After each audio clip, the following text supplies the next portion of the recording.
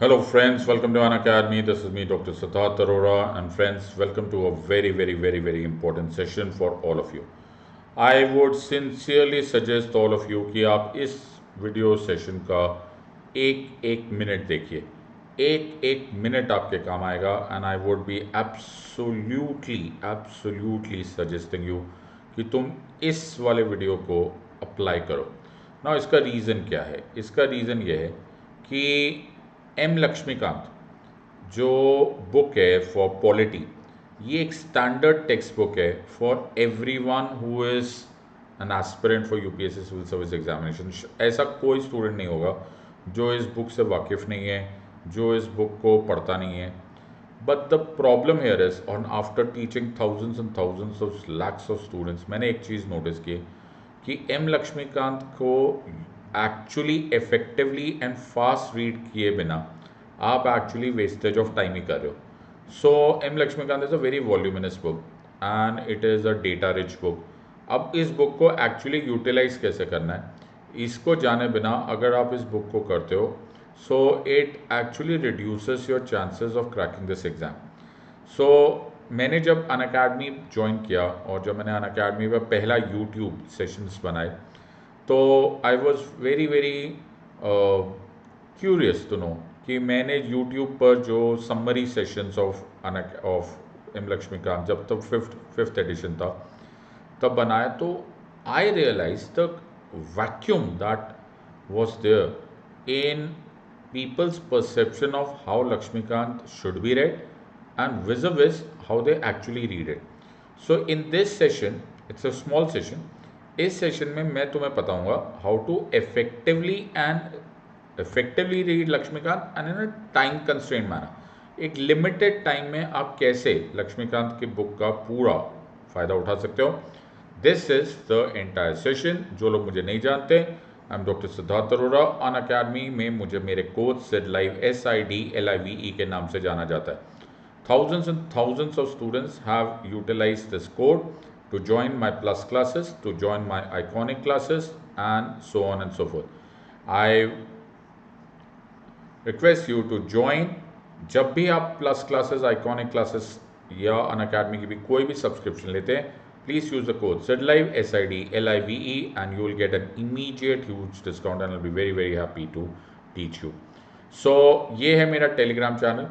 मेरे Telegram channel से आपकी और मेरी कम्युनिकेशन हो सकती है। अगर मुझे कोई भी updated knowledge of polity, governance, international relation, कोई सुप्रीम कोर्ट जजमेंट, कोई भी ऐसा लॉ, कोई भी ऐसा इशू जो मुझे लगता है it is relevant for your exam, वो मुझे शेयर करना है, तो I will share it with you on my Telegram channel. Plus आपको इस टेलीग्राम चैनल से ये सब इन्फॉर्मेशन पहुंच जाएगी कि मेरा नया कोर्स कब आ रहा है, या फिर मुझे कोई इंपॉर्टेंट मल्टीपल चॉइस क्वेश्चंस बताना है, या कोई नया ऑफर फ्रॉम अन अकेडमी आना है, तो वो मैं टेलीग्राम चैनल पे से ही शेयर करूँगा। Please be a part of this Telegram channel over here. Also अगर आपके पास इस टाइम पर मोबाइल कैमरा है and you are in a position to scan this code, तो आप इस कोड को स्कैन कर लीजिए and still you can be a part of my Telegram channel. As I told you will receive updated knowledge of polity, governance and international relations on this channel. So we are on Unacademy, the largest online learning platform in India, और ये largest online learning platform in India इसीलिए है because the best of the best educators from all over India are present on this platform. So when I say best of the best educators, I mean every subject: polity, governance, international relations, से लेकर economics, you talk about mains, history, optionals, name it, everything. Prelim से लेकर mains, mains से लेकर optional, optional से लेकर interview तक हम आपका साथ देंगे। This is present on Unacademy. एक बहुत ही इम्पोर्टेंट अनाउंसमेंट है जो आप बहुत ध्यान से सुन लीजिए। Mains mentorship programme Unacademy ने आप लोगों के लिए लाया है। Now what is this mains mentorship programme? हम आपकी मदद करेंगे not only to crack your prelims but also to crack your mains. आपको 1 मंथ एक्सटेंशन मिल जाएगा ऑफ एवरी प्लस सब्सक्रिप्शन। आपको एवरी टॉप एजुकेटर से आपको लाइव मेंटोरशिप मिलेगी एंड आंसर राइटिंग प्रोग्राम में भी हम आपको हेल्प करेंगे। कुछ करने की ज़रूरत नहीं है, आपको ये कोड अपने मोबाइल कैमरा से स्कैन कर लीजिए, जहाँ पर एनरोल नाउ का ऑप्शन आएगा उसको क्लिक करिए और अपनी डिटेल्स प्रोवाइड कर दीजिए and you are going to be a part of mains mentorship programme. सो ऐसा शायद ही कोई ऑर्गेनाइजेशन होगा जो आपका लास्ट डे तक साथ देता है। This is it. एक और इम्पोर्टेंट अनाउंसमेंट कि 31 मई को रात को मिडनाइट राइट द अनअकैडमी की सब्सक्रिप्शन प्राइजेस बढ़ रही है बाय अप टू 20%। अब ये मौका जाना वेस्टेज ऑफ टाइम है। मैं हमेशा सब लोगों को बोलता हूँ कि यूपीएससी की प्रिपरेशन में, सिविल सर्विस की प्रिपरेशन में अ very important thing is financial reality. अगर आपने फाइनेंशियल रियलिटी को इग्नोर किया तो आपका मैसिव लॉस हो सकता है। Please use the code said live and join our plus classes now.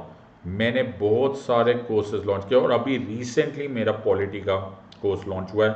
Please don't get miss of this opportunity because ऐसा बड़ा रेयर हुआ है कि मैंने एक ही साल में एक से ज़्यादा बार कॉम्प्रिहेंसिव कोर्स निकाला है। This is one of those opportunities we have just started, don't miss this part. So this is 24 carat rock solid preparation. ये है UPSC CSC GS mega combat current affair special, जिसमें first prize gift worth 10,000, gift card worth 5,000 and 2,000, second and third prizes respectively. 29th में 11 AM है। Use the code said live SIDLIVE and join these. इसको मौका मत जाने देना। This is CSE Assure. If you take a 2-year or above subscription, we give you free 1-year subscription. In other words, हम तुम्हारा last day तक साथ देंगे। आइकॉनिक सब्सक्रिप्शन में आपको मिलता है personal coach and 1-to-1 live mentorship, mains question and answer, study planner and open house with educators. एक बार इसको देख लीजिए, इस कॉलम को 36 मंथ, 24 मंथ, 12 मंथ। चाहे तुम 36 मंथ का कोर्स लो, चाहे 24 मंथ का कोर्स लो, चाहे 12 मंथ का कोर्स लो। If you use the code said live, एक बार देखो कितने प्राइस डिफरेंसेस है। You are a wise gang of students my friends. ये तुम्हारा करियर है, take a wise decision now. So अगर तुम्हें अब बिल्कुल मनी की प्रॉब्लम है तो भी we will give you loan for UPSC at 0% EMI। आज का वीडियो, आज का video of course is about M. Lakshmikant and the book which is very famous as probably the single best known textbook of polity, that is M. Lakshmikant for polity। अब इस book के बारे में कुछ जो खास बात है वो ये लिखा हुआ है कि दिस बुक ने स्पेसिफिकली मेंशन किया हुआ है that it is for civil services examination. तो एक स्पेशलाइज बुक है फॉर सिविल सर्विस एग्जामिनेशन। और मुझे ऐसा लगता है कि जो जितने भी एस्पिरेंट्स होंगे सब ने इस बुक को कभी ना कभी पढ़ा ज़रूर होगा, चाहे offline as in physical form में या फिर PDF के फॉर्म में, जैसे मर्जी पढ़ते ज़रूर है।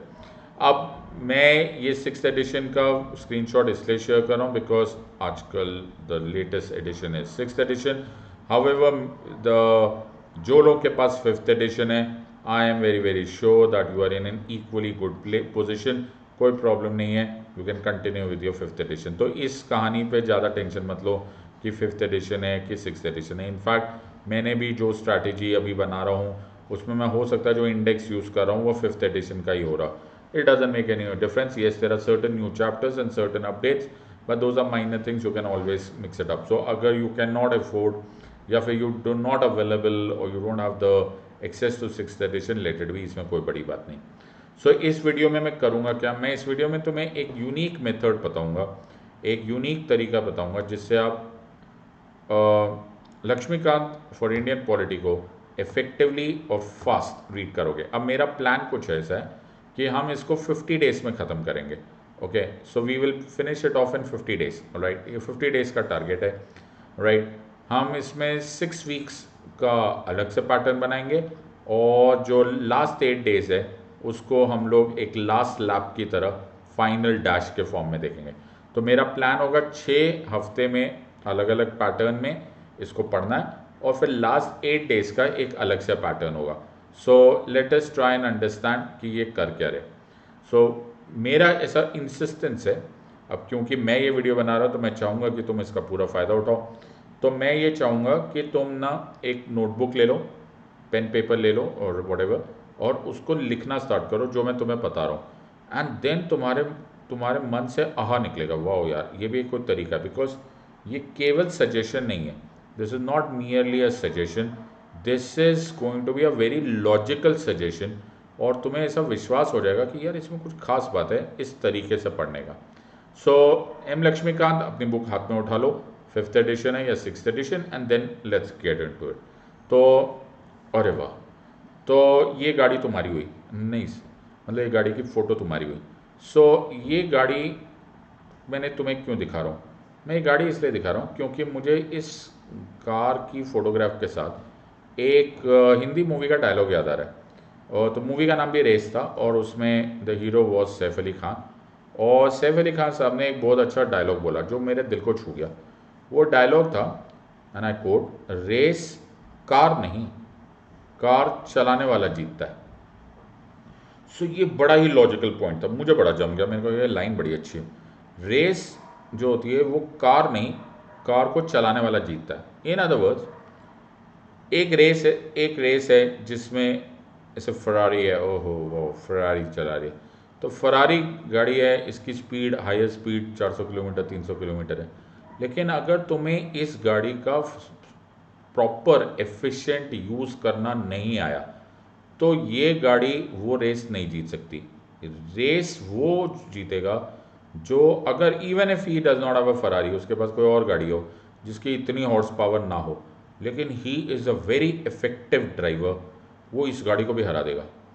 तो the point here is, it is not the instrument which you have in your hand और at your disposal which matters. It is that part, that utilization of that instrument at hand जो फ़र्क करता है। अब ये इस relevant में point क्या है, इसलिए बिकॉज हर एक के पास एम लक्ष्मीकांत की बुक है।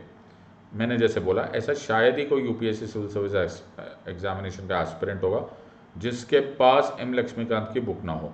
ओके, एज अ सेट, या तो फिजिकल कॉपी में होगी या पीडीएफ में होगी, और नहीं भी हो 5th एडिशन होगी या 6th एडिशन होगी, लेकिन सबको इसको यूज़ करना नहीं आता। सो आज के वीडियो के बाद तुम्हारे पास ये बुक भी होगी, और अगर तुम इसको सही मायनों में ढंग से करोगे तो तुम इस बुक का भरपूर फ़ायदा भी उठा पाओगे। सो this becomes very very important. लेकिन ऐसा क्या मैं बताने वाला हूँ जो कि इतना गेम चेंजर है? ये जो मैं तुम्हें बताने वाला हूँ, it has its foundation in human physiology, it has its foundation in human psychology, it has its foundation in the efficient method of time tested methods of learning. So physiology के अनुसार हमारा ब्रेन पैटर्न्स रिकॉग्नाइज करता है, it recognises patterns, right. और हमारा brain not only recognises patterns, हमारा brain loves patterns, okay. और ये पैटर्न्स कभी कभी सिर्फ थंब रूल की तरह होते हैं, लेकिन ये होते हैं जैसे जैसे क्लाउडी स्काई आ गई, ओके, हमारे पास क्लाउडी स्काई आ गया तो हमको एक आइडिया हो जाता है यार जब भी क्लाउडी स्काई आता है थोड़ा टाइम बाद रेन होती है। Now these are very elementary patterns, there could be other patterns also. जैसे डॉक्टर्स होते हैं, ओके, डॉक्टर्स पैटर्न्स को ऑब्जर्व करते हैं। कैसे? यार एक बात बता, तेरे को फीवर है, येस, तेरे को ब्रीदिंग प्रॉब्लम है, येस, तेरे को हार्ट बीट की प्रॉब्लम आती है, येस और नो। तो ये 4 कॉम्बिनेशंस, डिजीज नंबर ए। अच्छा, ये नहीं है, अच्छा, ये 1, 3 एंड 4 है, डिजीज नंबर बी। ये पैटर्न्स होते हैं। पुलिस ऑफिसर्स, इनको बस पैटर्न्स होते हैं। जब ये इन्वेस्टिगेशन कर रहे होते हैं, जब ये क्वेश्चंस पूछते हैं, यार एक क्वेश्चन आया और उसका 10 मिनट पहले कुछ और आंसर दिया इसने, 15-20 मिनट बाद इसने कुछ और आंसर दिया, इनकन्सिस्टेंसी है, पुलिस को शक हो जाता है यार ऐसे पैटर्न ना आमतौर पे क्रिमिनल्स देते। So the brain gets trained in recognizing patterns, okay. और ऐसे स्टॉक मार्केट्स में होता है, अगर तुम्हें मालूम है कि स्टॉक मार्केट्स में तो इसको properly you know technical chart से समझाया जाता है, यार इतने टाइम पर इतनी बाइंग हो जाती है, यहाँ आ जाता है तो रेजिस्टेंस आता है, यहाँ से फॉल करता है, and so on and so fourth. ये सब पैटर्न्स होते हैं सब। और ये जो पैटर्न्स होते हैं इनको पढ़ा कैसे जाए, याद कैसे रखा जाए? तो ये पैटर्न्स ब्लॉक्स पर बनते हैं। ब्लॉक्स क्या होते हैं? Blocks of information. जैसे मैंने अभी अभी बताया, ओके, तो डॉक्टर्स को क्या ट्रेनिंग दी जाती है कि fever, respiratory problem, cardiac problem, okay, इसको एक ब्लॉक की तरफ पढ़ लो। कार्डियो रेस्पिरेटरी सिस्टम एक ब्लॉक की तरफ पढ़ लो। गैस्ट्रो इंटेस्टिनल सिस्टम एक ब्लॉक की तरफ पढ़ो। पुलिस को बता दिया जाता है यार ये वाला पार्ट है ना, ये नारकोटिक रिलेटेड इन्वेस्टिगेशन है, ये वाला पार्ट है ना, ये लॉ एंड ऑर्डर या टेररिस्ट रिलेटेड इन्वेस्टिगेशन है। तो ये ब्लॉक्स पढ़ना पड़ता है। जनरली हम लोग है ना गलत करते, स्टूडेंट्स गलत करते। वो क्या करते हैं, वो लीनियर रीडिंग करते हैं। हमें आदत हो जाती है, हमें स्कूल में सिखा दिया जाता है कि यार ट्विंकल ट्विंकल लिटिल स्टार पढ़ो, फिर अगले पोएम होगी हम्टी डम्टी, और ऐसे करते हुए चले जाओ, पूरा सब्जेक्ट समझ जाओ। स्कूल में ये पॉसिबल भी है, लेकिन जैसे जैसे एडवांस स्टार्टिंग होती है, जैसे जैसे हैवी वेट बुक्स आ जाती है, जैसे लॉ की बुक्स या पॉलिटी की बुक्स या हिस्ट्री की बुक्स या फोटोग्राफी की, एट द एडवांस स्टेज, तो आपको लीनियर रीडिंग एक के बाद दूसरा, दूसरे के बाद तीसरा नहीं पढ़ना होता। You have to find connections. जो कनेक्टेड टॉपिक्स होते हैं उनको ब्लॉक्स बनाना होता है। ब्लॉक्स पढ़ने से पैटर्न्स बनते हैं और ब्रेन पैटर्न्स को याद रखता है। ओके, सो इस पूरे प्रोसेस में मैं तुमको कुछ पैटर्न्स और ब्लॉक्स पढ़ाना सिखाऊंगा, and I am sure it will go a long way in you being able to really make use of this book.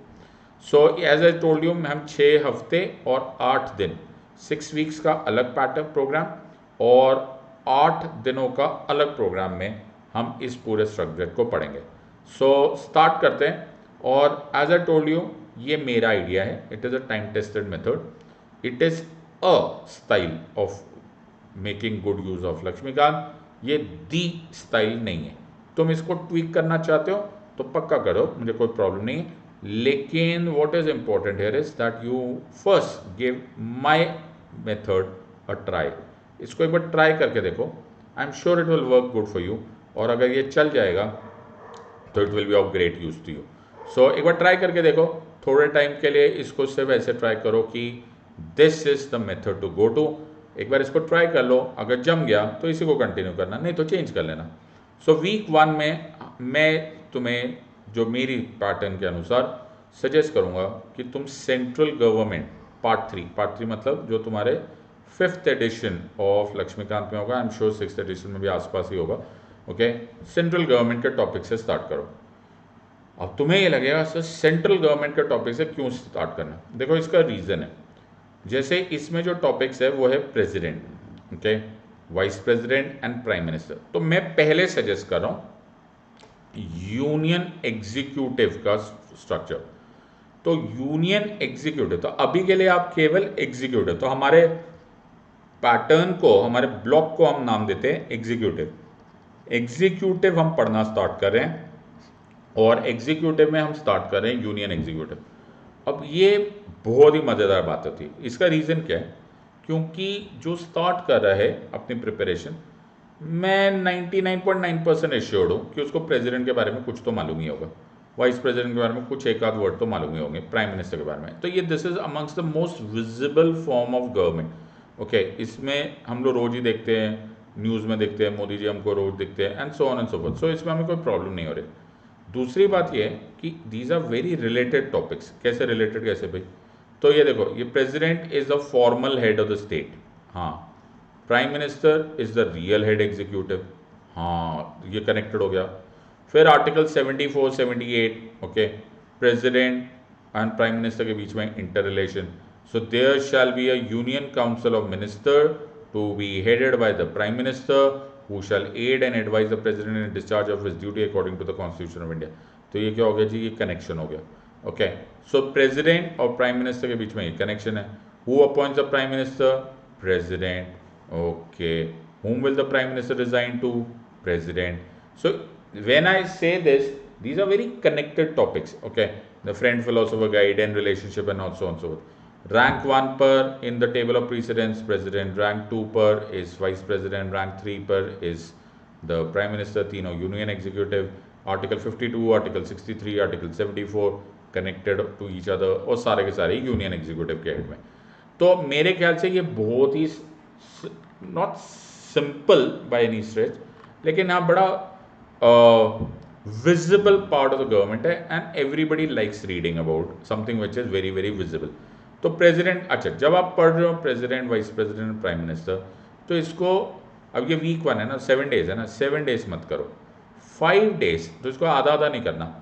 5 days तुम ये पार्ट करोगे और 2 डेज तुम इस पर छोड़ोगे। अब तुम्हें लगेगा कि ये क्या है यार, ये तो थोड़ा अनइवन डिवीजन है। अब मैं तुम्हें बाद में बताऊंगा कि ये अनइवन डिवीजन का रीज़न क्या है, तो अभी के लिए पहले समझते हैं। तो जब हम प्रेसिडेंट पढ़ रहे हैं तो फिर जी प्रेसिडेंट पढ़ रहे हैं, what do you mean president पढ़ रहे हैं, तो फिर हम सब कुछ पढ़ेंगे। अपॉइंटमेंट क्या होता है, पावर्स क्या है, रिस्पॉन्सिबिलिटीज़ क्या है, ओथ कौन एडमिनिस्टर करता है, इलेक्शंस कैसे होते हैं, इम्पीचमेंट क्या होता है, ओके, सैलरीज का and everything means everything about the president. Okay, सब कुछ, एग्जीक्यूटिव पावर क्या है, लेजिस्लेटिव पावर क्या है, ऑर्डिनेंस क्या है, जुडिशियल पावर्स क्या है, मर्सी पिटिशन क्या है, do it everything, go the whole 9 yards. ये बड़ा ज़रूरी है। जब मैं यहाँ पे पढ़ने की बात बोल रहा हूँ तो मैं ये नहीं चाह रहा, we are not coming back to week 1, तो ये गुजरा हुआ वक्त है, ये बाय बाय हो गया। ओके, हमने इसको कर दिया, अब हमने इसको ख़त्म कर दिया। Same goes for vice president, सब कुछ करो, अपॉइंटमेंट क्या है, पावर्स क्या है, responsibilities, oath, elections etcetera.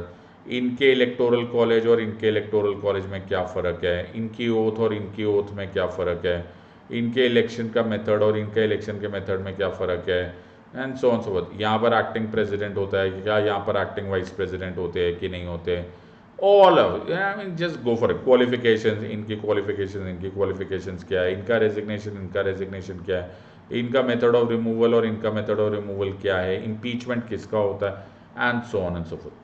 Same goes for prime minister also, go the entire mile, okay, go that extra mile and finish it of, सब कुछ।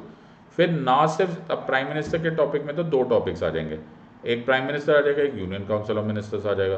व्हेन आई से यूनियन काउंसिल ऑफ मिनिस्टर्स, तो union council of ministers फिर different types of union council of ministers में different types of ministers कौन से होंगे, cabinet क्या है, कैबिनेट कमिटीज़ क्या है, what is collective responsibility, what is article 75, name all of these things, ये सब कुछ तुमको मालूम होना चाहिए with regards to prime minister also. तो यूनियन एग्जीक्यूटिव, मैं अभी भी बोल रहा हूँ कि यूनियन एग्जीक्यूटिव पूरा नहीं होता है, because president, vice president, prime minister के बाद अटॉर्नी जनरल और भी होते हैं, लेकिन मैं वो पॉइंट ही नहीं कर रहा हूँ, बिकॉज मैं तुम्हारे लिए ब्लॉक्स क्रिएट कर रहा हूँ।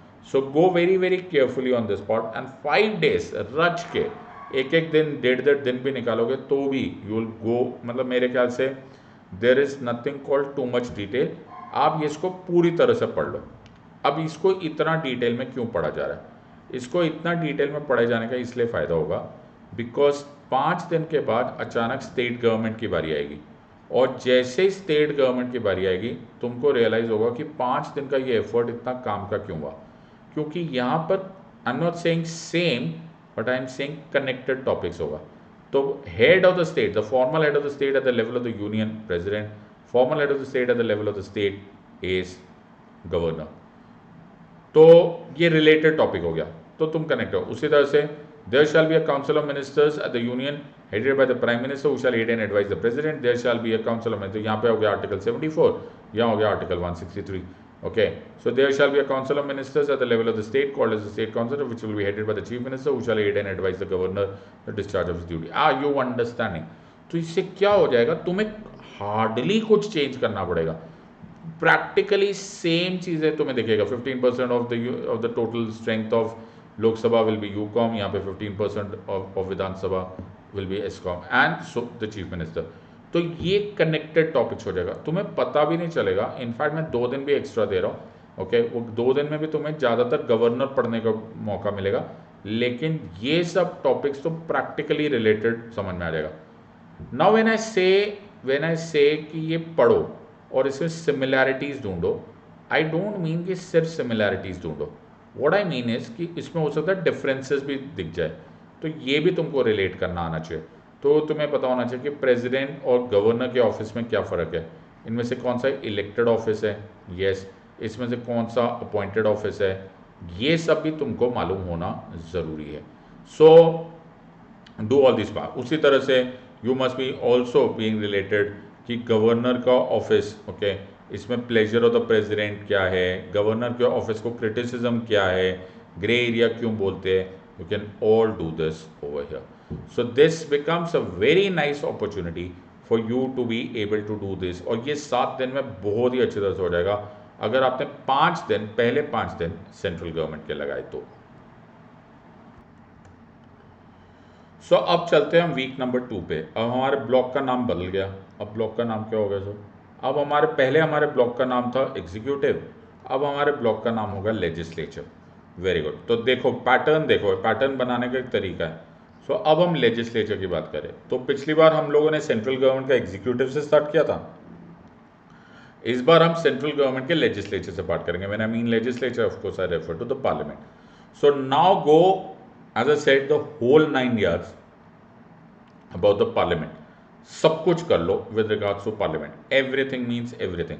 लोकसभा क्या होता है, राज्यसभा क्या होता है, बाय कैमरल स्ट्रक्चर क्या होता है, प्रिसाइडिंग ऑफिसर्स का क्या होता है, व्हेन आई से लोकसभा राज्यसभा, इनका टर्म क्या होता है, इनके मेंबर्स का क्वालिफिकेशन क्या होता है, and so on and so forth. Appoint यहाँ पे नॉमिनेशन किसका होता है, कौन नॉमिनेट करता है, स्पीकर क्या होते हैं, डेप्यूटी स्पीकर ऑफ लोकसभा क्या होते हैं, चेयरमैन डेप्यूटी चेयरमैन क्या होते हैं, everything. Don't leave it over here. Okay, then go as a said. अच्छा, नाउ इसमें भी ऐसे डिवाइड करना है. Okay, so I would suggest 5 days to this part, 1 day to this part, and half a day to this, and half a day to this. तो भाई मेरी तरीका है भाई, जैसा मर्जी मैं चाहूँगा वैसे डिवाइड करूँगा और ये आराम से हो जाएगा. तो speaker, deputy speaker, chairman, deputy chairman के बाद आप सारे मोशंस इन द पार्लियामेंट करो, सारे प्रोसीडिंग्स करो, क्वेश्चन आवर्स समझो, क्वेश्चन आवर में डिफरेंट टाइप्स ऑफ क्वेश्चंस करो. जब मैं इसको प्लस क्लास में पढ़ाता हूँ तो sometimes I go 5, 10, 12, 14, 15 hours of teaching only of parliament, because ये बहुत ही इंपॉर्टेंट पार्ट हो जाता है. Parliamentary committees, okay, go for it. 0 hour क्या होता है, सेशंस क्या होते हैं, ओके, बिल्स कैसे पास किया जाता है, and so on and so forth. Okay, जब तुम इसको इतना डिटेल में करो, 5 दिन is a huge amount of time to do this. Don't leave anything. Anything means anything. Lok Sabha Rajya Sabha का स्टार्टिंग से स्टार्ट करो कि अच्छा ये सब भी बहुत इंपॉर्टेंट क्वेश्चन आने लगे. एडजर्नमेंट क्या होता है, एडजर्नमेंट साइन डाई क्या होता है, प्रोरोगेशन क्या होता है. डू ऑल ऑफ देम, सारे प्रोसीजर्स, सारे मोशंस, क्लोजर मोशंस, ये वाला एवरी आर. Don't leave a single bit on this part. ये बड़ा ज़रूरी है कि 5 दिन के बाद आपके पास पार्लियामेंट पूरी तरह से इन एंड आउट कवर्ड हो. Very nice. अब क्या होगा, अब इंटरेस्टिंग बात आएगी. जैसे ही तुम्हारे 5 दिन का ये पार्ट खत्म हो जाएगा, don't hop to some other topic. जो आमतौर पे स्टूडेंट्स करते हैं वो क्या करते हैं जी, एग्जीक्यूटिव का पढ़ लिया, पहले तो एग्जीक्यूटिव को ये साथ में नहीं करते, वो सेंट्रल गवर्नमेंट पढ़ा, फिर कुछ और पढ़ा, फिर कुछ और पढ़ा, फिर कुछ और पढ़ा, फिर अचानक स्टेट गवर्नमेंट आया, फिर कुछ और पढ़ा, फिर कुछ और पढ़ा, फिर पार्लियामेंट आया, फिर कुछ छोड़ के आया, फिर स्टेट लेजिस्लेचर आया. नो, तुम्हें एक बड़ा ही जबरदस्त कनेक्शन मिलेगा. क्या कनेक्शन मिलेगा कि अगर तुमने पार्लियामेंट यहाँ पर किया हुआ है, ओके, और तुम्हें यहाँ पे लोकसभा राज्यसभा मालूम पड़ गया, तुम्हारे लिए बड़ा सिंपल स्ट्रक्चर हो जाएगा कि क्या सारे स्टेट्स बाय कैमरल है कि यूनी कैमरल है. तो तुम्हें समझ में आ जाएगा, ओहो 2 हाउसेस की सिंगल हाउस. फिर तुम्हें लिखेगा लोकसभा तो विधानसभा जैसा ही है, ऑल्दो राज्यसभा विधान परिषद जैसा नहीं है लेकिन सेकेंड हाउस है, तो उसके बारे में भी पढ़ लिया जाएगा. तो ये करीब करीब सेम हो जाएगा. दोनों साइड के प्रिसाइडिंग ऑफिसर्स देख लो, स्पीकर क्या होता है, डेप्यूटी स्पीकर, ये तो बिल्कुल सेम हो गया. हाँ, सेम होते हुए भी डिफरेंट है. जैसे यहाँ का chairman ex officio vice president of India acts as the chairman of the Rajya Sabha, but ऐसा यहाँ पर नहीं है. Okay, he is a member of the Vidhan Parishad. फिर तुम इसमें भी ये देख लो कि लेजिस्लेटिव काउंसिल होने का क्या फ़ायदा होता है, लेजिस्लेटिव काउंसिल का कॉम्पोजिशन कैसे अलग होता है, राज्यसभा का कॉम्पोजिशन कैसे अलग होता है, विधानसभा और लोकसभा में क्या सिमिलैरिटीज़ है.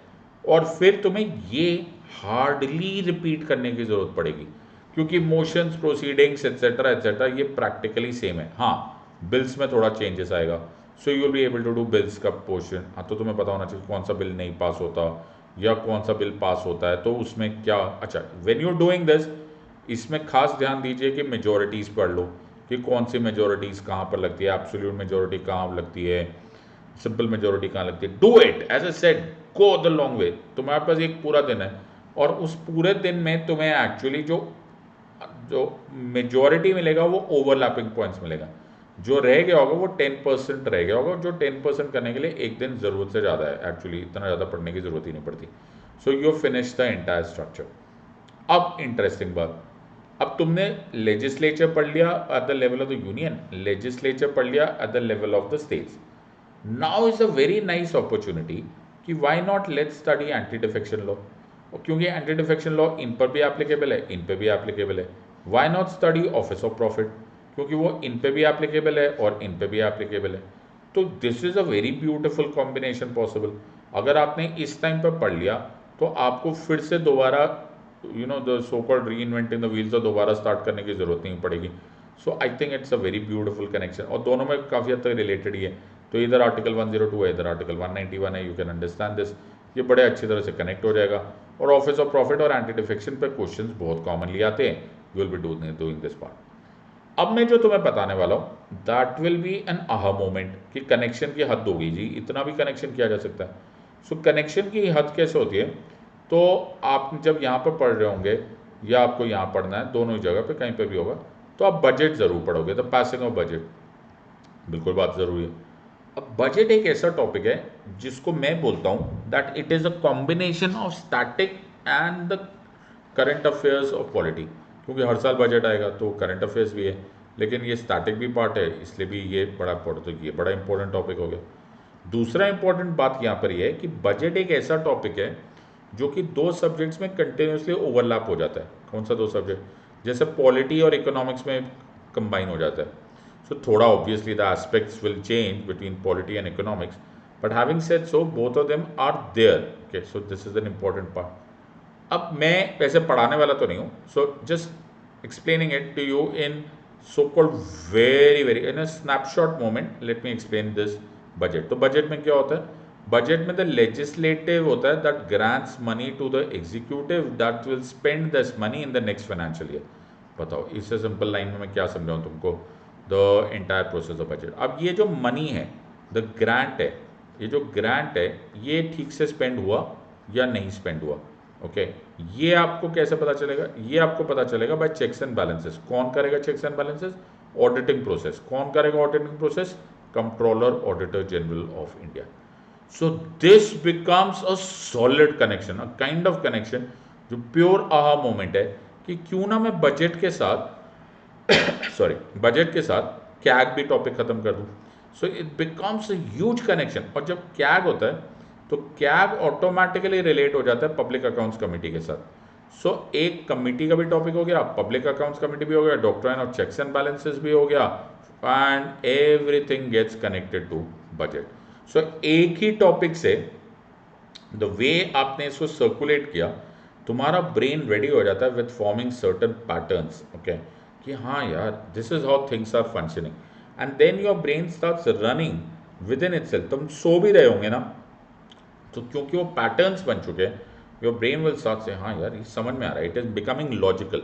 सो instead of covering up syllabus, you are actually understanding the subject, and this is what is going to be week number 2.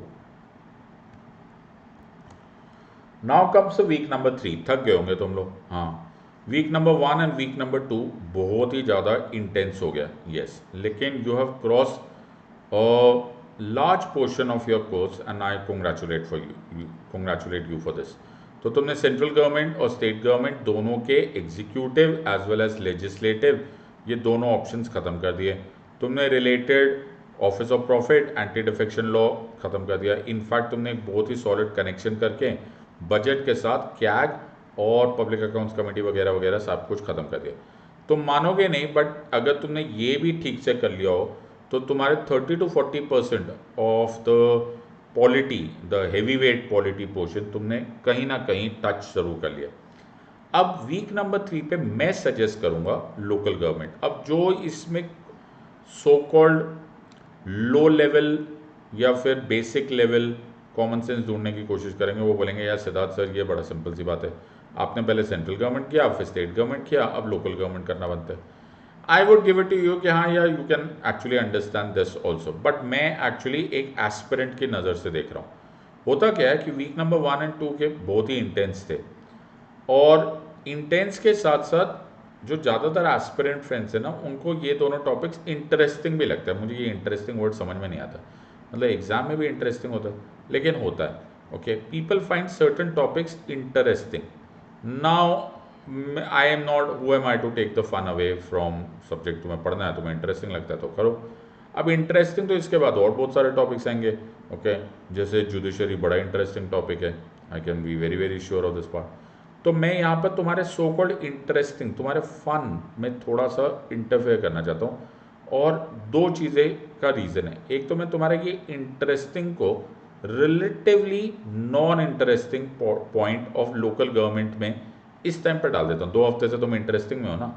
अब बहुत सारे एस्पिरेंट फ्रेंड्स जिनको मैं पढ़ाता हूँ और जिनको मैंने देखा हुआ है, उनके हिसाब से लोकल गवर्नमेंट का जो टॉपिक है वो so called quote unquote uninteresting है। तो या तुम्हें 2 हफ्ता इंटरेस्टिंग हो गए तो तुम इसको अब थोड़ा सा नॉन इंटरेस्टिंग के साथ भी ज़िंदगी काट लो। एक तो हो गया नंबर 1 ये पोजीशन। नंबर 2 इसके साथ एक और पोजीशन है कि लोकल गवर्नमेंट इतना हैवी वेट टॉपिक नहीं है, इन टर्म्स ऑफ वॉल्यूम नहीं है।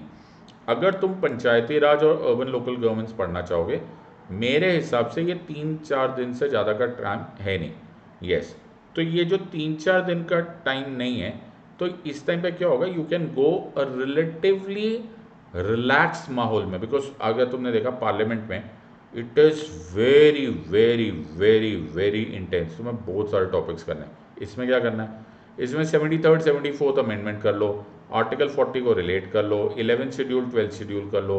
ओके, दोनों का इलेक्शन प्रोसेस देख लो, रेवेन्यू देख लो, चैलेंजेस देख लो, स्टेट गवर्नमेंट की इंटरफेरेंस कितनी होती है ये देख लो। थोड़े सक्सेस मॉडल्स हैं, थोड़े से वे अहेड है, थोड़े चैलेंजेस है। I don't think it deserves to be studied for more than 3 days by any standards. Okay, but अगर करना, लेकिन ये उतना ही ज़रूरी है कि I have never seen, I have hardly seen an examination of civil services जिसमें लोकल गवर्नमेंट पे क्वेश्चन नहीं आया, कभी डायरेक्टली कभी indirectly, but they will ask you this on 100%। सो वीक 3 में you can be so called doing uninteresting part. अब तुम्हारे पास 4 दिन बाकी है, तो क्या करोगे? तो अब जैसे तुमने पार्लियामेंट ऑलरेडी पढ़ लिया, तो तुम बाकी पार्लियामेंट्री सिस्टम के बारे में तुम एस्पेक्ट को समझ सकते हो, जो कि चैप्टर 11 में दिया हुआ है, which I think you already done this, तो इसको तुम ऐसे स्किप कर लो। अब तुम्हें फेडरल सिस्टम समझने में ज़्यादा मुश्किल नहीं होगी।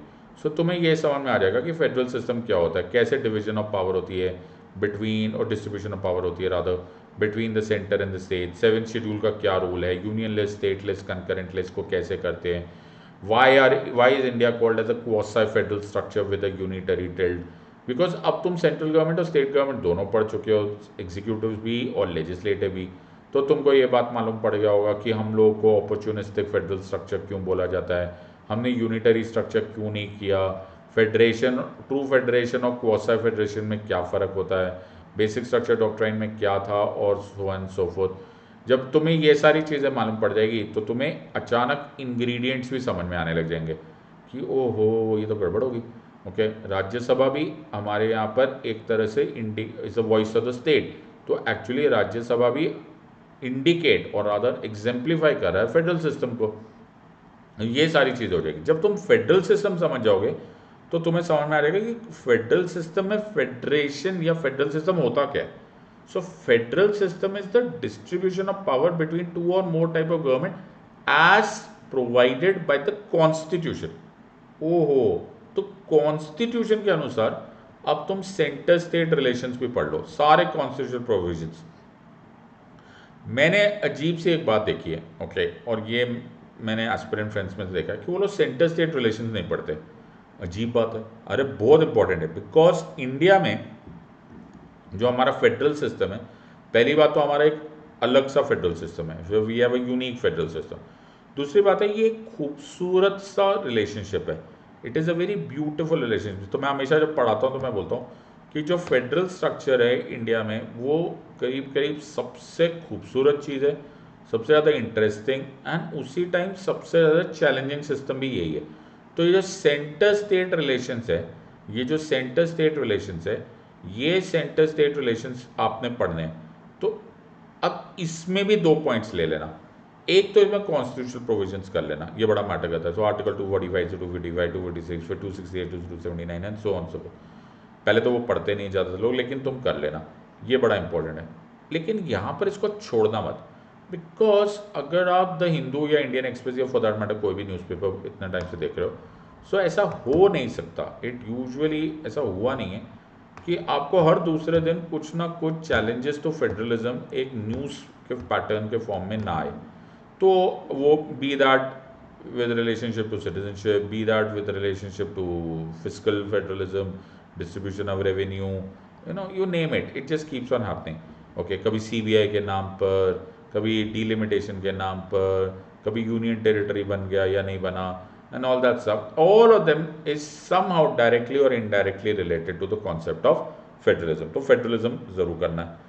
सो इसका मतलब है you have to deal with current affairs also.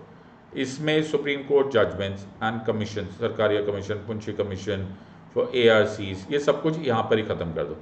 When I से सुप्रीम कोर्ट जजमेंट, जैसे अभी रिसेंटली बड़ी फेमस लैंडमार्क जजमेंट थी of the supreme court dealing with the distribution of power between the chief minister of NCT of Delhi and the lieutenant governor.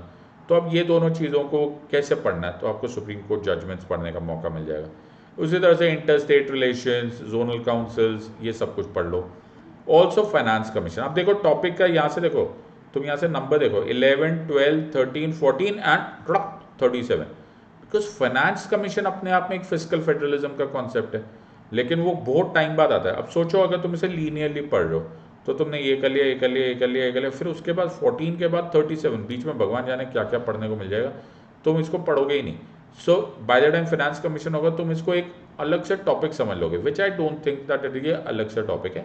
I think it is a topic which is very very intricately related to the concept of federalism, और ये बड़ा ही interesting component है। तो आप इसमें article 280 पढ़ लो, कैसे appoint होता है प्रेसिडेंट साहब, कितने टाइम में अपॉइंट करते हैं, उनके क्वालिफिकेशन क्या होते हैं, मेंबर्स कितने होते हैं, मेंबर्स की क्वालिफिकेशन क्या होती है, फंक्शंस क्या होते हैं, अब प्रेजेंट फाइनेंस कमीशन क्या है, उस रिपोर्ट का नाम क्या है, and so on and so fourth everything. Finance commission पढ़ना बड़ा ही आसान होता है लेकिन बड़ा ही ज़रूरी होता है, because as I told you federalism, finance commission, the system of federation, union और यूनिटरी स्टेट, क्वासी फेडरल, ये इतने बार पूछा हुआ क्वेश्चन है। I think these are very very important question for you to do. 3 हफ्ते हो गए, यस। तो मैंने तुमको थोड़ा सा अनइंटरेस्टिंग पार्ट भी बता दिया और थोड़ा सा इजी भी हो गया, बिकॉज ये टॉपिक्स पढ़ने में इतना टाइम नहीं लगेगा। तो तुम्हारा वीक 1 और वीक 2 के कंपैरिजन में अब रिलेटिवली तुम थोड़े से बेटर फुटिंग पे हो। अब आ गए वीक 4। अब ये वीक 4 मेरे ख्याल से मैं इस वीक 4 को डिस्पर्स्ड एरिया बोलता हूँ। डिस्पर्स मतलब यार बहुत सारी चीज़ें ना किसी एक पॉइंट पे होती है लेकिन अलग अलग जगह पे डाली होती है। जैसे यूनियन टेरिटरीज का टॉपिक है, ओके, ये भी एक बड़ा इंपॉर्टेंट। तो ये यूनियन एंड इट्स टेरिटरीज जैसा लगता है, यूनियन टेरिटरीज है बट ये अलग है। तो तुम इसे नंबर से देखो, इसमें देखो 32, 33, 16, 17, 15, अरे कोई लेना देना ही नहीं। तो ये मैंने जानबूझ के टॉपिक इसलिए बताया कि अगर आप लीनियर रीडिंग करोगे तो आपका ब्लॉक्स नहीं बनेंगे। तो यूनियन टेरिटरीज करना बड़ा ज़रूरी है, और इसमें जब आप यूनियन टेरिटरीज करोगे तो शेड्यूल्ड एंड ट्राइबल एरियाज भी करो। मैं फिर बोल रहा हूँ, आम तौर पे लोगों को यहीं पर प्रॉब्लम होती है कि शेड्यूल्ड एंड ट्राइबल एरियाज नहीं पढ़ते। 5th एंड 6th शेड्यूल पे अभी रिसेंटली ओके क्वेश्चन आया था, तो which of the following schedule और which of the following has a bearing on education. अब जिनको मालूम नहीं है वो कैसे पढ़ेंगे। So it is very very important, और ये हमारे लिए बड़ा इंपॉर्टेंट टॉपिक होता है, इसको कर लो। इसके साथ साथ स्पेशल स्टेटस वाले, स्पेशल स्टेटस जैसे जम्मू एंड कश्मीर का था, तो arm forces special power act, article 370, 35A, इसमें सब कुछ पढ़ लो। अभी इसमें थोड़ा सा ऐड भी कर सकते हो, जैसे Jammu and Kashmir reorganisation act 2019, okay, इसके भी प्रोविजन इसी में से कर लो। Okay, delimitation of Jammu and Kashmir पर भी बहुत सारे क्वेश्चन आने की उम्मीद है, या आ सकते हैं, यहाँ पे कोई गेस वर्क पे नहीं, but you can do it.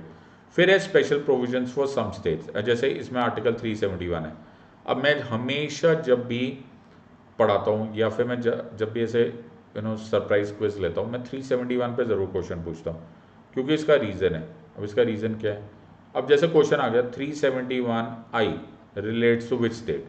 अब तुम देखोगे तो यार ये तो क्वेश्चन तो बड़ा सिंपल है, स्ट्रेट फॉरवर्ड क्वेश्चन है, बेटा आता है तो आता है, नहीं आता तो तुम चाहे जो मर्द करो तुम्हें नहीं आएगा। तुम्हें कैसे पता चलेगा ये गोवा से रिलेटेड है, अनटिल अनलेस तुमने इसको पढ़ा होगा। So what happens over here is that you will have to go. अब कुछ चीज़ें मैं मानता हूँ कि केवल कॉन्सेप्ट पे आती है, कुछ चीज़ें कॉन्सेप्ट एंड फैक्ट की कॉम्बिनेशंस पे आती है, और कुछ ऐसे क्वेश्चंस आते हैं जो प्योर फैक्चुअल होते हैं। Okay, so it is pure factual. So भाई 371I गोवा से रिलेटेड है, इसके बारे में तुम वहाँ पे बैठ के रिसर्च तो कर नहीं सकते। So this is the entire part of week 4। Now please understand week 4 as I told you, कि इसमें बड़े ही इंटरस्पर्स और डिस्पर्स टॉपिक्स अलग अलग जगह से हम लेंगे। तो नेक्स्ट टॉपिक हम करेंगे इमरजेंसी प्रोविजन। अब ये this is a very very opportune time for you to do emergency provisions. क्यों? क्योंकि इस टाइम तक तुम सब समझ चुके हो फेडरेशन क्या होता है, what is the power of the union legislature, what is the power of the state legislature, what is the power of union executive, what is that of state executive and so on and so on. तो अब तुम्हें so called federal structure समझ में आ चुका है, तो तुम्हें ये इमरजेंसी प्रोविजंस भी समझ आएगा कि in certain cases constitution also allows for deviation from the original federal structure. तो ये जब मैं इमरजेंसी प्रोविजंस बताता हूँ तो मैं बोलता हूँ, कई बार मैं ऐसी बातें बोलता हूँ कि emergency provisions are those provisions in which at certain stages India will, despite having a federal structure, will have to know how to act like a unitary state. तो अब तुम्हें पहले अब लोग अगर इसको पहले पढ़ ले, ओके, जैसे यहाँ पर ही पढ़ ले 15 नंबर पे, तो हमारे पैराग्राफ्स के अनुसार चले, तो यू अंडरस्टैंड कि इमरजेंसी प्रोविजन तुम प्योरली मेमोराइज कर रहे हो विदाउट अंडरस्टैंडिंग कि फेडरल स्ट्रक्चर यूनिटरी स्टेट कैसे हो गया। So this is a very important time. और having said so, emergency provision एक लंबा चौड़ा लेकिन बहुत इंटरेस्टिंग टॉपिक है। तो ये हो गया तुम्हारा वीक 4, और अब तुम बहुत सॉलिड ग्राउंड पे हो बिकॉज तुमने एक ह्यूज लेवल खत्म कर दिया। अब तुम्हारा एग्जीक्यूटिव खत्म, तुम्हारा लेजिस्लेचर खत्म, तुम्हारा बहुत सारे इंपॉर्टेंट इंटर स्टेट रिलेशंस खत्म। Now you have crossed a pretty much big mountain already. अब आओ वीक 5 पे। अरे आगे बाबा तुम्हारा इंटरेस्टिंग, तुम बड़ा बोले थे ना इंटरेस्टिंग इंटरेस्टिंग, इससे इंटरेस्टिंग क्या होगा? The honourable supreme court of India is the custodian of the constitution of India. Actually ये भी एक क्वेश्चन आया हुआ 2015 में यूपीएससी सिविल सर्विस एग्जामिनेशन में क्वेश्चन आया था। सो लोग क्या करते हैं, अब देखो यहाँ पर 23, अगर मैं पैराग्राफ ऐसा इनके टॉपिक से देखो तो 23 है, फिर 28 29 पर high court and subordinate court से, बीच में आएगा 24 25 26 27। अब क्या होता है, it there is there is a lack of coordination इस दिस पेज पे। मैं बोलता हूँ ऐसा क्यों करना, जब तुम कोर्ट कर रहे हो तो सारी जुडिशरी एक साथ कर लो। So do the supreme court, do the high court and subordinate courts at the same time. अब इससे क्या फायदा होगा, एक तो तुम जुडिशरी जुडिशरी जुडिशरी सारा टाइम एक ही चीज़ सोच रहे होंगे। दूसरी बात जो एडवांटेज वाली सिचुएशन ये हो जाएगी कि जब तुमने सुप्रीम कोर्ट पढ़ा तो तुम्हारे बहुत सारी चीज़ें कनेक्टेड हो जाएगी। जैसे यहाँ पे तुम्हें 129 कंटेम्प्ट ऑफ कोर्ट दिखेगा, यहाँ भी कंटेम्प्ट ऑफ कोर्ट दिखेगा, यहाँ पे 32 में तुमको जुडिशियल रिव्यू मिलेगा, यहाँ पे 226 में जुडिशियल रिव्यू मिलेगा। तुमको ऐसे जुरिस्डिक्शंस यहाँ भी मिलेगी, यहाँ भी मिलेगी, रिट यहाँ पे भी मिलेगी, यहाँ पे भी मिलेगी, ओके, ओरिजिनल जुरिस्डिक्शन यहाँ भी होगी, यहाँ भी होगी, एपेलेट यहाँ भी होगी, यहाँ भी होगी। सो what happens is both the things will start getting connected. Double काम क्यों करना, एक तो डबल काम हो जाता है, दूसरा रिलेटेड नहीं होता। दूसरी बात कि फिर तुम्हें इन दोनों के डिफरेंसेस भी कुछ हद तक जो डिफरेंसेस है वो भी मिल जाएंगे। जैसे एडवाइजरी जुरिस्डिक्शन कहाँ पर है, कहाँ पर नहीं है। यस, फंडामेंटल राइट्स ओनली के लिए जुरिस्डिक्शन अवेलेबल है, यहाँ पर फॉर एनी अदर पर्पस भी है। फिर तुम यहाँ पे क्वालिफिकेशंस ऑफ जजेस, ओके, उनका मैक्सिमम टर्म अलग है, इनका क्वालिफिकेशंस ऑफ जजेस इनका अलग है। So many a things will start getting connected and many a differences will start peeping up अगर तुम इन दोनों टॉपिक्स को क्लोज प्रॉक्सिमिटी में करोगे। एक साइड पर सुप्रीम कोर्ट करो, एक साइड पर हाई कोर्ट करो, फिर supreme court high court, supreme court high court, supreme court high court. So what happens is that connection starts following. In fact अगर तुम्हें ज़्यादा, अगर तुम उतने क्रिएटिव हो तो you might as well draw बीच में वो लाइन, जैसे स्कूल में नहीं करते थे हम लोग, एक साइड से कॉलम दूसरे साइड से कॉलम डिस्ट्रीब्यूट करना, वो भी तुम कर सकते हो। So you can connect the two things और यहाँ पे लिखते चले जाओ। तो ऐसे ब्लू ब्लू में लिखते चले जाओ, ब्लू कलर के पेन से लिखो जो दोनों साइड सेम है, और रेड साइड से लिखो जो दोनों साइड में कुछ भी तरह का डिफरेंस है। इतना सॉलिड विजुअल कॉम्बिनेशन हो जाएगा, you will never be able to forget it. अब यहाँ इंटरेस्टिंग बात है कि सुप्रीम कोर्ट और हाई कोर्ट कर लिया ना, अगर तुमने सुप्रीम कोर्ट और हाई कोर्ट कर लिया, तुम्हें सबऑर्डिनेट कोर्ट करने में 2 घंटे से ज़्यादा नहीं लगेंगे। Hardly anything which is popping out और which is very very difficult to do this. जब तुमने ये कर लिया, only then go to the conceptual part of judiciary. जैसे पब्लिक इंटरेस्ट लिटिगेशन खत्म करो, जुडिशियल एक्टिविज्म, ओके, ये सब खत्म करो। जुडिशियल ओवररीच क्या होता है, जुडिशियल एक्टिविज्म क्या होता है, do all these topics over here. फिर तुम अपॉइंटमेंट्स, ये बड़ा इंपॉर्टेंट टॉपिक है, फर्स्ट जजेस केस, सेकंड जजेस केस, थर्ड जजेस केस, ये सारे टॉपिक्स तुम यहाँ से खत्म करो। सो do the appointments part, then एनजैक national judicial appointments commission, ये सारे के सारे टॉपिक्स यहाँ पर है। मेमोरेंडम ऑफ प्रोसीजर पे क्वेश्चन आता है, what is the controversy, why is this judicial delay, vacancy क्या है, नेशनल कोड ऑफ अपील्स क्या है, ग्राम न्यायालय एक्ट क्या है, all of them you should be doing over here. This is a very important connection जो मैं अभी तुम्हें बताने वाला हूँ, सो get ready with this part. तो हम जब कोर्ट्स की दुनिया में ही है, जब हम इन्वेस्टिगेशंस की दुनिया में, तो क्यों ना हम क्वासी जुडिशियल बॉडीज़ और इन्वेस्टिगेशंस वगैरह को भी इसी टाइम पे ख़त्म कर देते हैं। सो क्यों ना ये सारे, ये एक माहौल बना हुआ है, हाँ sir, investigations, criminal law, you know all that stuff, so let's do it over here also.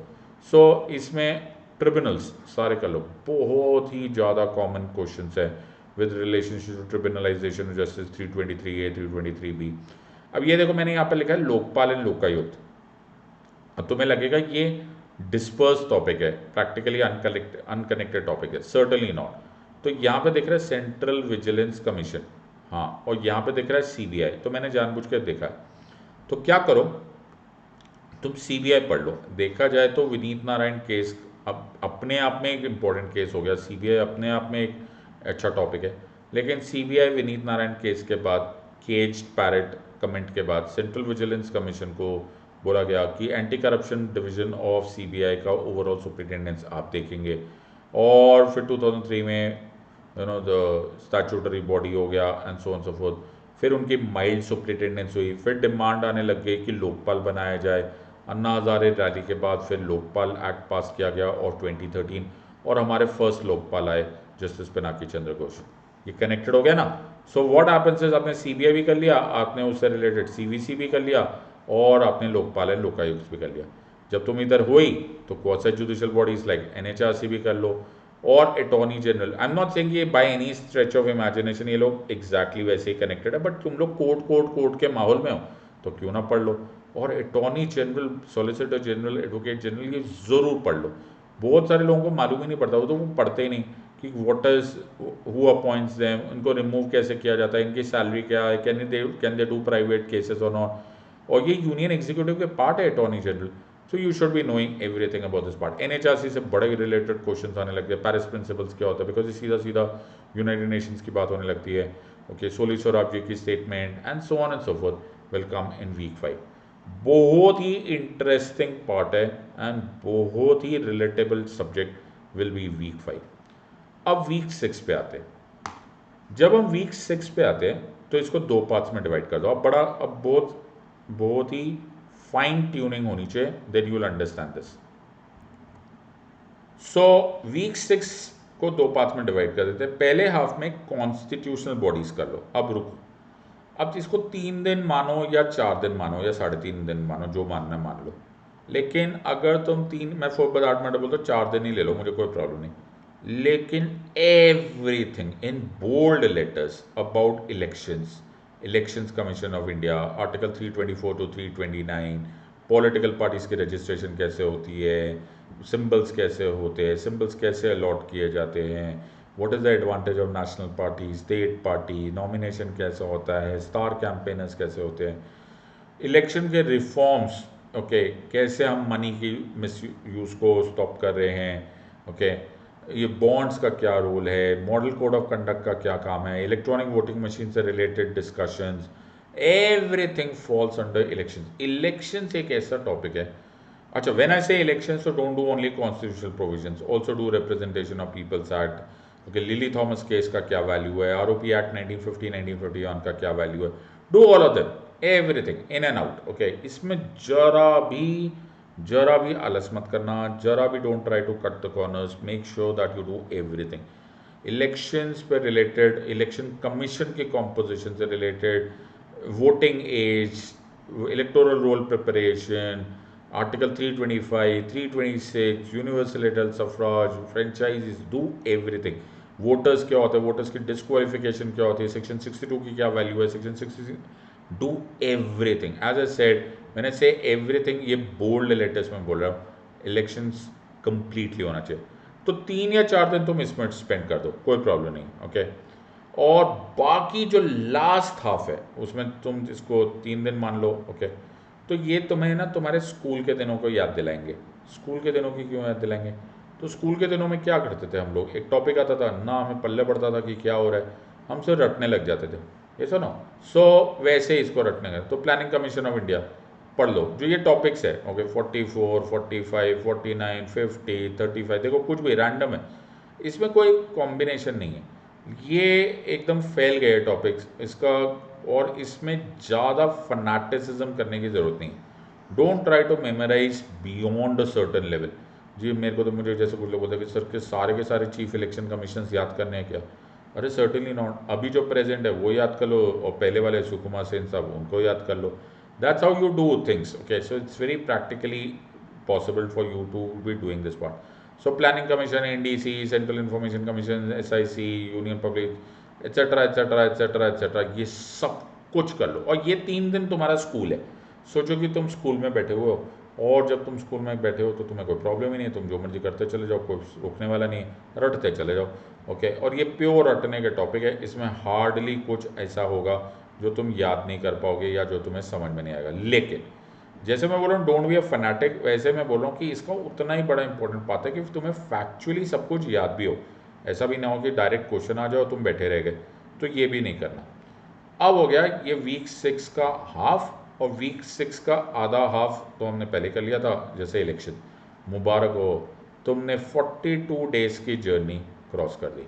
तो 7 दिन और 6, मैं मैथ्स तो ठीक कर रहा हूँ ना, हाँ, 6 6 6 6 1, अच्छा 42, वेरी गुड। हमें कितने दिन का सौदा था सर? हमारा प्लान था 50 डेज का, बहुत बढ़िया। तो अब हम 50 डेज के हिसाब से अब हम जा रहे लास्ट 8 डेज के डैश पे। So we are now going to hit the last 8 days का लास्ट लैप। अब इस 8 डेज में बहुत कुछ होना है, लेकिन ये इतना डराने वाला है नहीं जितना लग रहा है। अब जैसे इसमें मेकिंग ऑफ द कॉन्स्टिट्यूशन है, ओके, इसमें ज़्यादातर थियोरेटिकल पार्ट है, ओके। तो तुम्हें मालूम होगा 9 दिसंबर 1946 से ये हुआ, ओके, हमने कॉन्स्टिट्यूशन बनाया, और उसी से रिलेटेड सेलिएंट फीचर्स करते जाओ, या कंपैरिजन विद अदर कॉन्स्टिट्यूशन। अब कुछ खास मुश्किल नहीं होगा, क्यों? मान के चलो ये, अब ये सब स्टार्टिंग के टॉपिक्स थे, देखो 1 2 3 4, now that is what I inverted, मैंने पूरी स्टोरी इन्वर्ट कर दी। अब तुम्हें मैंने बताया कि salient features of the constitution parliament है। सपोज ये मेरा पहली क्लास होती कि salient features of constitution, we have a parliamentary system of government vis a presidential form of government. तुम्हें ये रटना पड़ता और बड़ी मेहनत लगती है, तुम्हें लगता कोई तुमने कोई बड़ा तीर मार लिया ये याद करके। अब मैं बोलूँगा you have a parliamentary system of government, तुम बोलोगे छोड़ो सर, 7 दिन हमने पार्लियामेंट्री सिस्टम ऑफ गवर्नमेंट पढ़ लिया, अब हमें सब मालूम है। तुम्हें ये याद करने में 30 सेकंड से ज़्यादा नहीं लगेगा। अच्छा, मैं तुम्हें बोलूँगा कि you have a federal structure, तुम बोलोगे सर हमने इतना फेडरल स्ट्रक्चर पढ़ लिया ना, अब हमें कोई चिंता की ज़रूरत ही नहीं। तुम्हें 30 सेकंड से ज़्यादा नहीं लगेगा। तो वही टॉपिक जो पहले करने में शायद वीक लग जाता, ओके, अब तुम्हें कुछ आवर्स में ख़त्म हो जाएगा। फिर तुम्हें प्रीएम्बल ऑफ द कॉन्स्टिट्यूशन, ये बड़ा इंपॉर्टेंट टॉपिक है। तो प्रीएम्बल ऑफ द कॉन्स्टिट्यूशन को मैं हमेशा स्टार्ट करूँगा कि पहले आप प्रीएम्बल को मेमोराइज कर लीजिए, ओके, फिर it will be very easily able to ये। तो अब तुमने वर्ड देखा sovereign, socialist, secular, democratic, republic, तो अब तुम्हें डेमोक्रेसी पढ़ा मालूम है, तुम्हें रिपब्लिक का कॉन्सेप्ट मालूम है, यूनियन एंड टेरिटरी, अब तो तुमने सब कुछ ही पढ़ लिया भाई, तुम्हें तो फेडरल स्ट्रक्चर भी मालूम पड़ गया, सेंटर स्टेट रिलेशन भी पता चल गया, अब किस बात का डर है? सो मेरे ख्याल से ये पूरा टॉपिक जो कि आम तौर पे अगर तुम स्टार्टिंग में करते without doing the rest of the part, तुम्हें शायद 10 दिन भी लग जाता, मेरे ख्याल से 2 दिन में ख़त्म हो जाएगा, 2 दिन भी ना लगे, ओके, आई थिंक 2 दिन भी ज़रूरत से ज़्यादा मैंने बोल दिया। So you do this part and then continue. अब एक दिन और लग जाएगा, चलो यार, जहाँ तुम वहाँ पे 2 दिन ले रहे थे वहाँ पे 1 दिन और ले लो, सिटीजनशिप कर लो ना। ये सिटीजनशिप पे मैं ना बहुत टाइम से क्वेश्चन उम्मीद कर रहा हूँ, आ नहीं रहा, तो आ भी सकते हैं। तो इसमें ऑब्वियसली सारे कॉन्स्टिट्यूशन प्रोविजंस करो, आर्टिकल 5 to 11 करो, सिटीजनशिप एक्ट करो, सिटीजनशिप अमेंडमेंट एक्ट ऑफ 2019 कर लो, लेकिन इसमें एक चीज़ एक्स्ट्रा भी कर लेना, जैसे OCI कर लो, PIO कर लो, NRIs पे क्वेश्चन आता है वो कर लो, आसाम एकॉर्ड आता है वो क्वेश्चन पढ़ लो, ओके, आसाम एकॉर्ड से रिलेटेड जो अभी अमेंडमेंट हुआ उससे रिलेटेड कर लो, ये सारे के सारे NRC का क्या है, what is the controversy around it, ये सब कुछ तुम्हें मालूम होना चाहिए। सो ये सारी चीज़ें तुम्हें मालूम होना चाहिए। अब मैं तुम्हें बताऊँ क्या, कि तुमने इतने सारे टॉपिक्स कर लिए, ओके, इतने सारे टॉपिक्स कर लिए, अब तुम्हारे पास बहुत अच्छा मौका है कि तुम्हारे पास 5 दिन रह गए।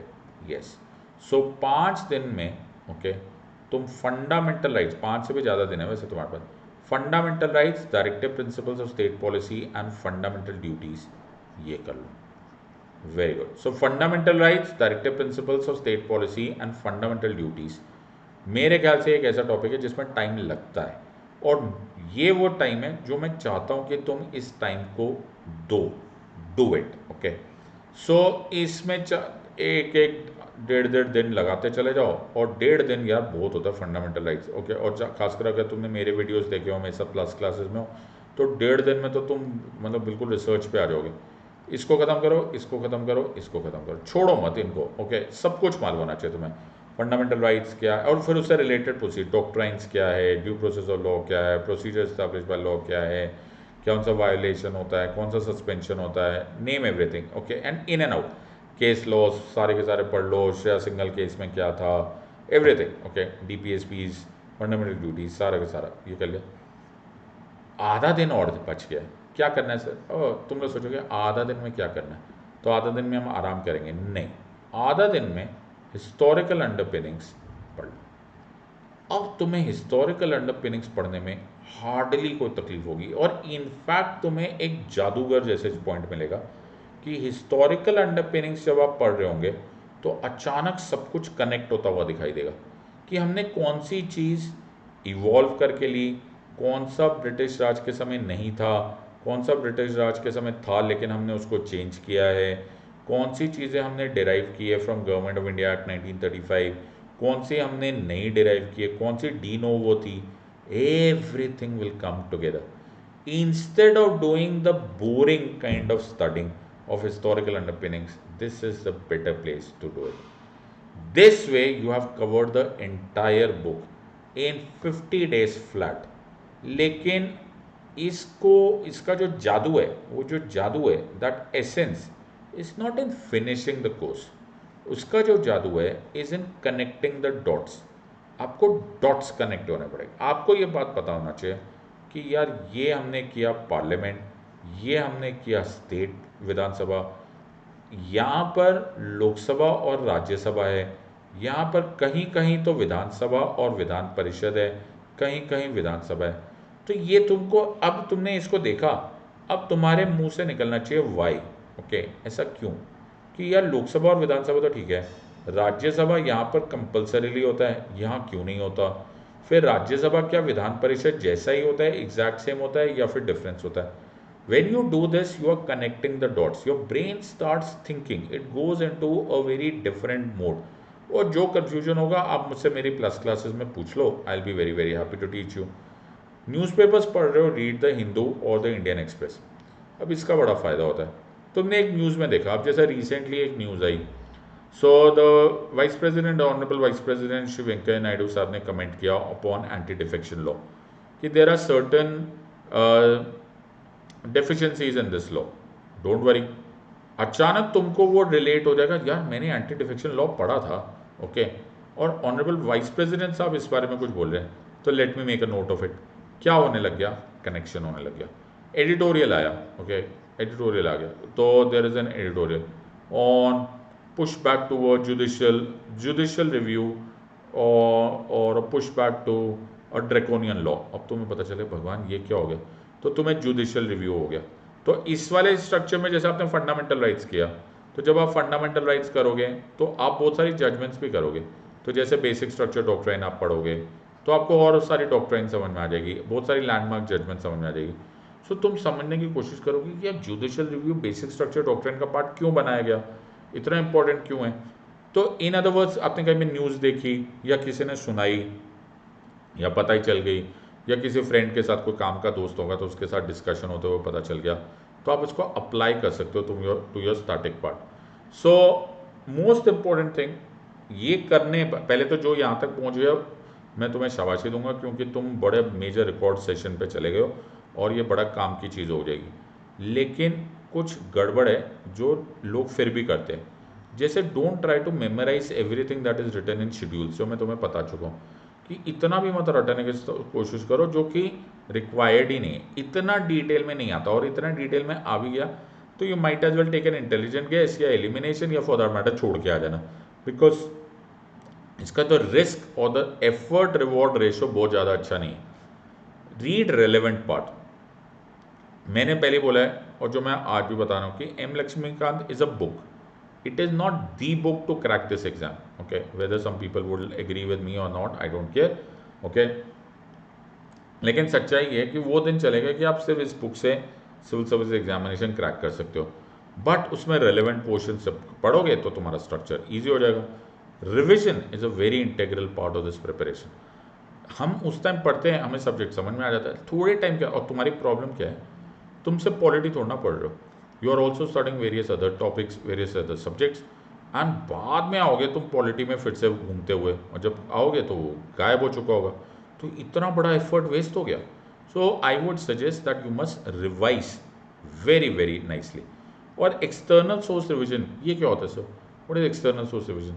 तो हमेशा ना बुक पढ़ते रहना मोनोटनी हो जाती है बिल्कुल, तो क्यों ना मैं यूट्यूब पर एक डिस्कशन देख लूँ, कोई वीडियो देख लूँ जो टॉपिक से रिलेटेड वीडियो हो, उसको देख लेता हूँ, वेरी गुड। और अगर मुझे कोई सनसेट टेलीविज़न या आर एस टीवी या फॉर दैट मैटर कोई ऐसा दोस्त मिल जाए जो इस बारे में डिस्कशन कर रहा हो कि यार कैसे सब्जेक्ट करना है, कोई एमसीक्यू में मुझे कुछ मिल जाए, कोई द हिंदू पढ़ते टाइम मुझे कोई एडिटोरियल काम का मिल जाए और वो मेरे को टॉपिक से रिलेट करा दे, ये तुम्हारे ब्रेन को कंसोलिडेट कर देता है। तो क्या होता है, कभी कभी हमारा ब्रेन मोनोटनी में आते आते हैं ना बोर हो जाता है, सो कॉल्ड वो बोरियत, वो तरह की बोरिंग नहीं होती कि यार मज़ा नहीं आ रहा, बट वो क्या होता है, वो लीनियर लीनियर लीनियर लीनियर में उसको इंपॉर्टेंट पॉइंट स्ट्राइक नहीं करते, लेकिन जैसे ही एक्सटर्नल सोर्स आता है अचानक it remembers everything. So summary क्या है, तो मैं हमेशा एक वर्ड बोलता हूँ, interconnection of facts, that is very very important. मैं हमेशा बोलता हूँ यूपीएससी सिविल सर्विस एग्जामिनेशन में फैक्ट्स के मार्क्स नहीं मिलते, इंटरकनेक्शन ऑफ फैक्ट्स के मार्क्स मिलते। तो ये रटने वाली काम खत्म कर दो, इसका कोई फ़ायदा नहीं होने वाला, एक क्वेश्चन भी नहीं आएगा, और वो भी तुम एलिमिनेशन से बड़े आराम से कर सकते हो।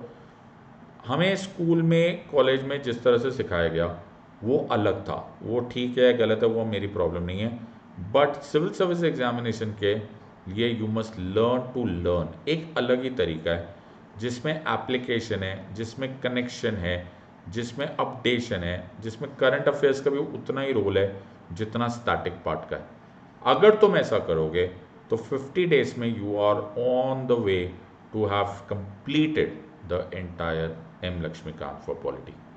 ऐसे पढ़ते हैं polity. So there is a method, और अगर तुम सही मायनों में चाहते हो कि तुम 24 कैरेट रॉक सॉलिड प्रिपरेशन चाहते हो तो मेरा कोड यूज़ करो SIDLIVE। अब इस चीज़ का इंतज़ार मत करो, don't waste your time, thousands and thousands of aspirants have already joined me on my plus classes. Make sure that you use the code SEDLIVE. I'll be very, very happy to teach you. You're a wise gang of students. Take a wise decision, but take it now. In the words of Unacademy, let's crack it. Until next time, God bless. Thank you and Jai Hind.